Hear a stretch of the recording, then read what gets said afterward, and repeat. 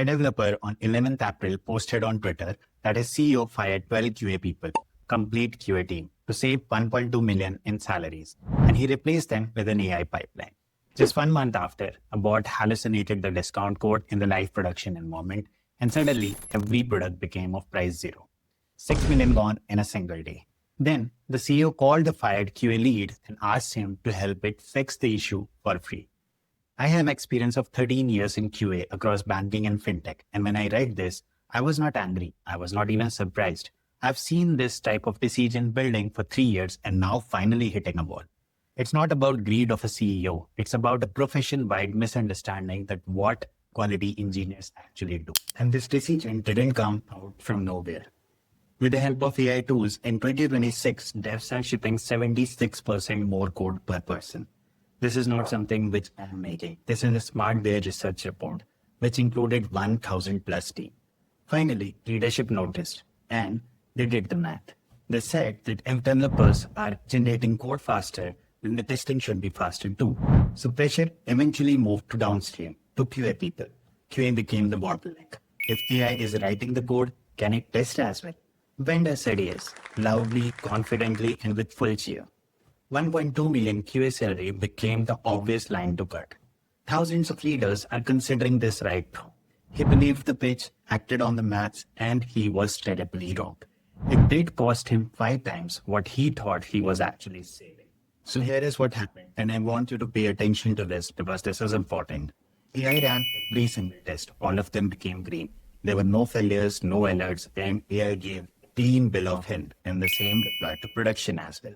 The discount code coupon error, which passed every single test, was not something which was designed by a human. It was done by the AI itself. Bug was not in the testing, but bug was in the question itself. Nobody asked, what if the discount multiplier itself becomes zero so that all the prices will be zero as well? This was not very complicated to write.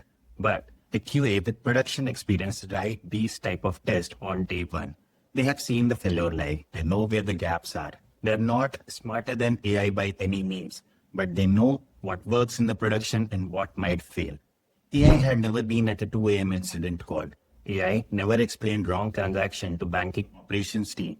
AI had no scar issue to rub upon. Now let me tell you something that will make this worse. This is not an isolated incident. It's a pattern in itself. Smart Beer CEO said last week itself that shift left testing is failing. His words, not mine. 60% of experience quality issues are coming from the development which is outpacing the testing. This is not regarding the testing effort. This is a speed of pipeline which outran the human efforts. 93% of the teams are using AI-generated code, and only 12%, mark this number, only 12% are using the same security standards which they were doing while coding manually. Your devs are shipping faster than ever. AI code is working, but also insecure. It still has logic gaps. Leadership is running the numbers. They're not thinking about the discount code making the prices zero. They're not thinking about the edge cases. They're not thinking about the 2 a.m. incident calls. I have written those questions in banking, and I know what's the difference between a bounce transaction and a transaction that triggers a regulatory incident.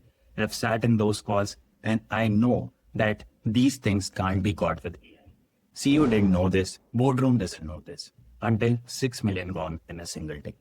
And here is where the CEO story gets this wrong, and your leadership will get it wrong if you let them.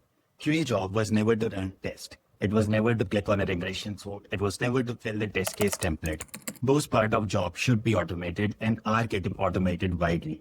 But the QA is defined by his thinking process. He is not defined by his test execution count. It is because the AI is not replacing the QA. It is replacing the part which is laborious for too long. QA job is to know what questions to ask.